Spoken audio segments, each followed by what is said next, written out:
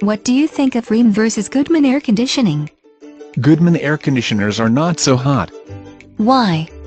Do they have poor performance because they are one of the cheaper brands? Goodman air conditioners lose their cool because they leak refrigerant. The culprit is cracks that form in the condenser and evaporator coils. Did they use aluminum coils? I know those deteriorate faster than copper ones. Goodman ACs have poor quality straight out of the factory, with copper coils.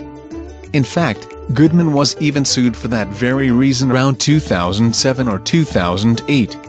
How is customer service and support today? Goodman customer service is nice, but they blame the installer for everything they can. Does Goodman have a good warranty? I heard it was a 10-year warranty, whereas most ACs die after a few years these days. Goodman's warranty tends to cover the parts that do not break.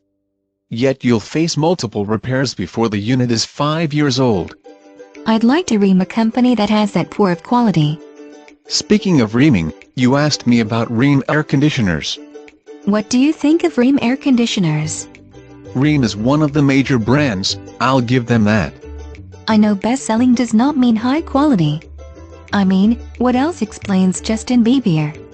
Rheem has higher efficiency units for an affordable price. Some cheap ACs have a 12 SEER rating, while their cheapest one has a 16 SEER rating. Is that the best they can do?